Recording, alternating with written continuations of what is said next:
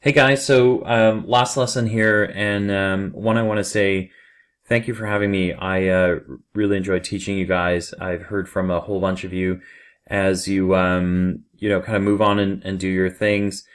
Stay in touch with me and let me know if there's anything I can do to help you. You are in your last week. You can do it, and I have full confidence in you guys. In the short time that I've known you, you're talented folks, and I think you're gonna do great. So one thing, a couple of things on my end. So one is no test number 4. Okay. So I will post this, but we won't have a test number 4. I heard you're all a little swamped. I will balance back out the marks for you. For those of you who needed extra grades, you've been talking to me already. So I'm doing that for you. And then, secondly, there is an assignment that's due this week. If you're in the Tuesday class and you're listening to this, you have till Wednesday, seriously, Wednesday end of day. So not 5 p.m., 11:59. So the minute that it turns Thursday, the Dropbox will close, but you have till end of day to get this in. And if you're listening to this on Thursday, you missed the deadline. Okay, so try and make sure you get those in. I'm looking forward to reading them all. I've only gotten a couple so far. Okay, so I'm going to talk about multi-channel retailers and eliminating the cost burden by entering the online grocery segment. So this is where almost all the news has been in the last year, 18 months or so. And so if you look at whether you look at the US, you look at Canada, the textbook has some really great Ocado examples. But in our own backyard, the Loblaws, the Walmarts of the world, and how it's stepped up pace, there's some reasons why they're doing this. One is they're after new consumers, right? So the online consumer they really want. So they're trying to track those people down. They're trying to make sure that they come in and buy, and they're trying to be where the consumer is. So really just trying to create that kind of omni-channel approach. For being wherever the consumer is, okay? Omni-channel or multi-channel, actually both, really. Okay, so that's one of the reasons that they're doing it is they want to be there for, for those new consumers. The second thing that they want to be able to do is continue delivering on experiential. And they want to be able to continue to complete the loop for the consumer, to feel relevant with the consumer, and make sure the consumer understands that they are still the best. They're the best people for the job, that you should continue to go into your grocer to get a great experience. Okay. The third one is really about logistics, right? So it's really about knowing what to expect.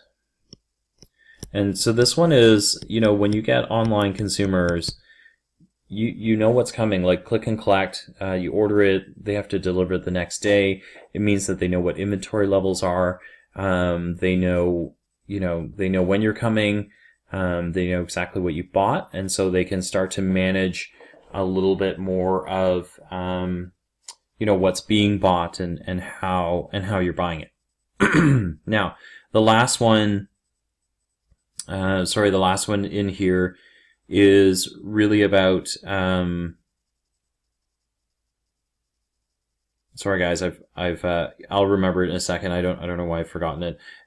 So let me go through the reasons why, you don't know, or the reasons why, omnichannel, being online isn't so great. So one is, so I think of this as, what I've given you is holistic reasons why you want to get in. Here are the reasons, here are the challenges that face you as digital marketers as you go into the marketplace. So one is, you are driving new consumers to omnichannel with, with your products. The one danger is that you are going to be in a place where you're not attracting new consumers, you're attracting the same consumers. And this is happening, right? And so the same consumer is shifting from bricks and mortar to online. And so when that happens, you have a conundrum on your hands. So I'll give you an example that is real life. It actually is my example, but it's also a very common example that I've heard while speaking to Walmart execs and that sort of thing. So the average market basket that Walmart has published, I think it's actually a little bit higher than this, but for the example it suffices, is when a consumer, let's say me, so I'm a dad, I have 3 kids, household of 5. When I go to Walmart, I spend $150 in store, bricks and mortar, okay? When I order click and collect online, which you've already heard me say that I love, I'm spending $69. Click and collect. Okay? So if you're a digital marketer, you've done a great job, because now I am going into store. I'm not going into store, but I'm going online. So I've helped you with inventory levels. I've helped you, for knowing what to expect.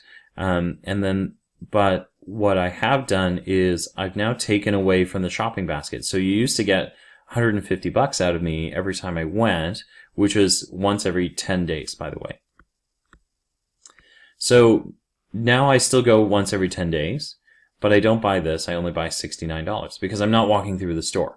So I'm not worried about all the other merchandising that can catch my eye. I'm an easily distracted guy, as you can see, because you can easily get me to double my basket. So I'm consuming less. So the danger for you as a marketer that you're going to have to measure is, what happens now if you take the same consumer and this happens? So Walmart, in this case, now needs to figure out, how do I merchandise online better so that I get this? And so this is where some of the stuff we've talked about, like personalization, does that come into play? So if I'm buying chicken, which I do, right? So now you guys know a lot about my diet, which, whatever. But so chicken, how do you merchandise veggies with that? How do you merchandise spices? Do you merchandise pasta? Like, how do you do that online so that this shopping basket doesn't include just this one item, but these 3 items, which might be, let's say this is a $4 purchase, this is a $7 purchase, and pasta, which is like a pack of pasta is like $2, right? So now I've got $13 on top of a, let's say average pack of chicken is somewhere in the $8 range, right? So like depending on breast and thigh and all that kind of stuff. So now I've gotten, I'm right now buying this item. But if you can get me to buy these items online in the basket, you've now doubled that purchase, and I'm well on my way back to this 150 mark. Okay, so you guys, as digital marketers, this is going to be your challenge, is how do you make that happen? Okay, and then how do you get new consumers and not the same consumers? Okay, this is critical for you as digital marketers. Okay, you're going to need to use those devices at your disposal. So is that social media? Are you driving aspirational? Think of the 360 effect, right? So if you're driving aspiration, if you're driving recipes, if you're driving experiential, they will come in and they will click on more. Okay. Now, for grocery, experiential is also final mile. Okay. And I wrote not equal to, even though I said it's final mile, because experiential is different depending on where you are. So if you are Dyson, if you're Best Buy, if you are, to some extent, if you're Longo's, if you are Nutrition House, if you are any of these guys where you can drive profit. Oh, Lululemon is a great example. If you are one of these guys where you are high end or you're high profitability, you can afford to be experiential. So you can afford to have people not come into your shop and not buy stuff, because they're going to come back, right? Because of the experience. If you're grocery, you can't afford that. You only make, kind of 10% or under, 5% really for grocery in terms of average margin. And so you need everyone who comes in to buy, or everyone who goes online to buy. And so that really becomes final mile. So this is that race that I talked about in the first lesson about delivery. Is it delivery? Is it click and collect? Is it something else? There's not many of these. You've seen some concierge service come out of this. So that's like grocery pickers who might text you and ask you if you prefer this produce over another produce. They're not scalable. And so you as a digital marketer will again be pushed on this. You're going to have to be thinking about this at all times. You're going to be thinking about how do I make this happen? Like, how do I deliver something that's experiential, that is really great for the consumer, but also really great for the retailer. Okay. Whoever or the brand that you're working for, so it doesn't cost a lot of money. Okay, so that is kind of that's the bottom line, no pun intended or pun intended. So you want to make sure that happens. So in grocery, this is the issue. This is why you're seeing all these things. And you're going to have to balance. Like, so the task ahead of you is a tough one, right? Is you're facing shrinking market baskets, and then you're going to be pressured to continue delivering really great services while trying to keep that cost down for the retailer. So think of the absurdity of what's happening in the US, right? So Walmart continues to buy logistics companies to help deliver. Amazon is delivering Amazon Fresh within 3 hours in something like 30 or 40 cities now. These things are they're remarkably crazy, right? So they are things that, cost a lot. And so as digital marketers, you're going to bump up against this. And you're going to have to worry about this. Okay. Excuse me. Now, the other thing, knowing what to expect. So this is about out of stocks, which is the death for every retailer and really painful for vendors that subject their retailers to this. The other challenge in this is, as you know, if you use this anchoring example of me, the store that you're in right now has a profit per square foot. And the issue is going to be if I don't step foot in the store, profit in the store starts to drop, right? And the number of people going online is going to drop that profitability. And so what you're going to start to see is you're going to start to see the store do this more. This is going to be where the planograms are, and people come in and out of the store. And then you're going to see warehousing start to increase. Okay, it might have been this much before. It's going to be this much now. It's going to be this much more. It's going to start to cut in. So for you as a brand or retailer, a digital marketer, this may or may not matter to you. But at some point, what you do here affects what happens here. Okay? You're already starting to see it. So Kohl's is probably the most famous example of this. They are shrinking their footage. They're looking at bringing in a grocery partner. I think they're bringing in Aldi's now, to help with this, to try and balance back out their profit per square foot. Macy's has balanced, they're not grocery, but Macy's has started to balance out their square feet. Nordstrom's is the same. Okay? They're going to feel it first. Department stores always feel things first.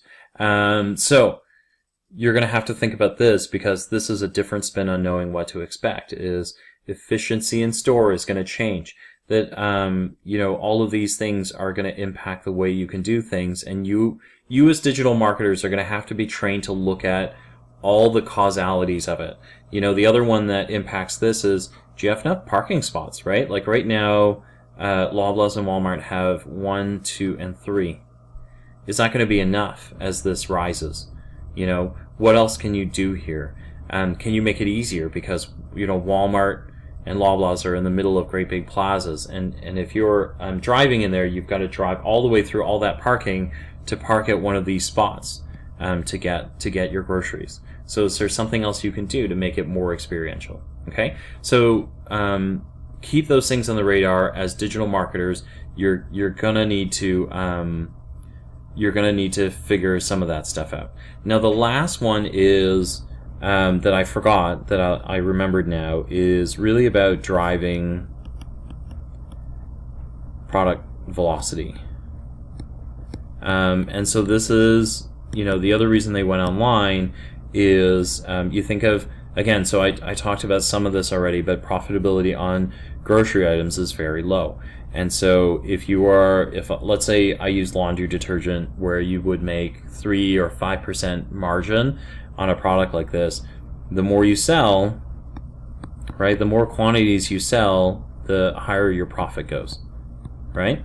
And so part of going online is, how do I drive this either through a subscription model of some sort, through click and collect. What else can I do to drive this this number? Right, you're seeing Walmart does this in the U.S. Amazon does a really great job of this, where if you sign up for a monthly subscription or a demand-based subscription, the profits, you get a 5% discount on the ticket item of the price. And they just deliver it to your door every month. So this goes back to knowing what to expect, and then really clever way of transferring, keeping the inventory out of the store and keeping it in the warehouse and delivering it final mile. Okay, so neat ways to do it. You just need to be thinking about those things and the impacts to how that changes your business model as you go forward. Okay, second part of this, we'll go quicker. It's really about the opportunities and challenges of taking a retail operation globally while capitalizing on the power of the internet. So the internet kind of takes you all these places, right? You're able to do all these things. What, as digital marketers, as soon as you get online, you are global, okay? Anybody can find you, anybody can see you. Your issues are going to be, not issues, so how you are going to be able to bloom as digital marketers. The first one that I can't talk about enough about is partnerships. So if you look at Kohl's and Aldi in the US, or you look at Sobeys here and Ocado. Sobeys, Ocado, if you see me on campus and you ask me about this, I have a very different opinion of whether it's going to succeed or not. The point of this is these partnerships are ones where these are unconventional partnerships. So I will say to you that anyone who's been in business as long as I have, right? So I'm 40s. These partnerships, they don't wash. These are very few and far between because we are trained in the retail space and in commerce to stay away from your competition and stay away from your try and beat your competition. However, in the new world, it's a different world, right? It's a consumer-centric world. It means that like-minded partnerships can survive, and you as digital marketers are going to be on the first cusp of people that can go out in the marketplace and say, listen, like Aldi's and Kohl's, they don't really compete with each other. They're in the retail space, and technically they are competitors, but they are not because they're non-competes. They don't play in the same categories. There's no reason why we can't build a partnership that makes these two survive. Sobeys and Ocado is the same. So as you go into the marketplace and you look globally, when you work with your brands, you are looking for like-minded brands. You're looking for like-minded retailers. You're looking for software people that can help you. Buying out software isn't always the right answer. Partnerships are a really good way to lift and move quickly. So you're not kind of swamped developing something that's going to be out of date in 2 years. All of these people, the other thing to think about is like influencers, micro-influencers. I have a different take on like the Beyoncés and the Beyoncé is probably unfair, but the Kardashians of the world, don't love that. You need to go micro-influencers if you're going to do this. All of these options are things that you can do to help you move your partnerships forward in a global capacity. Okay, these are all going to be really, really important for the way you do business. I will give you an example. There's a company called Bear in the Rat. Bear and the Rat, and Bowser Beer. This is a pet example, okay, but a really great one. I was in the middle of this. I helped them do this, so I can tell you how this happened. So Bear and the Rat is frozen yogurt for dogs. They are they're a East Coast company, and then Bowser Beer is a West Coast company, and they do beer for dogs. Okay, the products don't really matter. What really matters is these two are technically competition. They're in food for dogs. But they realized that they're really different categories. And so what they started to do was they went together and they started pairing. And Bear and the Rat went to all of their retailers and said, I want to show you something, and I want to show you this really great pairing that gives you experiential, it gives you a new listing that you really love, that you'll make some good profit out of. And then when you pair us together and run us together in ads, you're going to see an increased velocity. And so what that netted out to was Bowser Beer getting something to the tune of extra 130 stores in distribution because they were able to partner with these guys. And Bowser Beer did the same thing for Bear and the Rat out on the West Coast, and they netted 150 stores in distribution. Okay, and so this is a really great little example of how partnerships can really help you, because you will find that as you're expanding, there'll be people in other marketplaces just smarter than you are, or not smarter, but they know more about the marketplace, and you'll want them to help you out. Okay, the second one is logistics.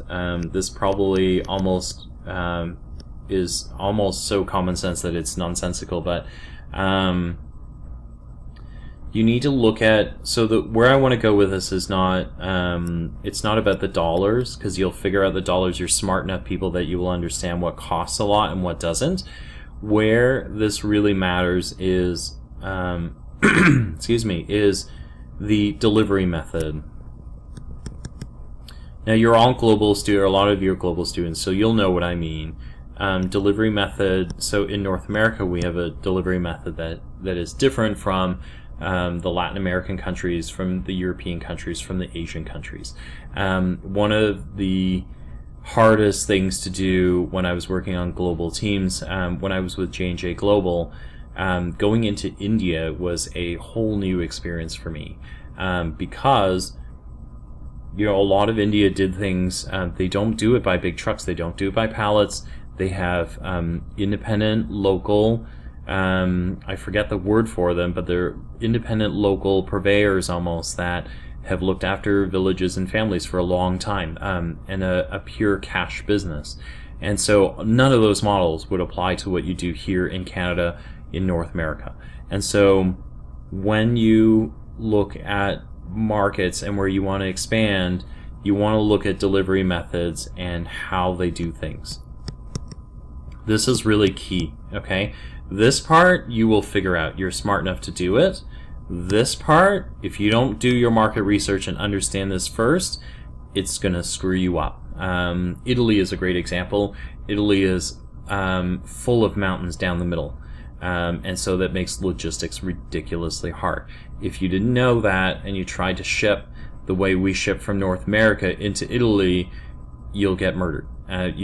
It won't happen. Your product will sit around forever. You need to figure that out. Okay, so really, really important two things. There's probably a lot more. These are the two that I would say are critically important to continue expanding and keeping your eye on the global market and what you can do in different places. So that here endeth the lesson. What I do want to do is say thank you. You guys have been great, and I really appreciate it. Again, if you need to find me, I'm at pchang29 at my.centennialcollege.ca. So reach out to me. I'm around. I have faith you guys will get through this term. You're almost there. You've got like a couple of days left. All right, you can do it. I'm excited for you, and I will talk to you guys soon. Thank you.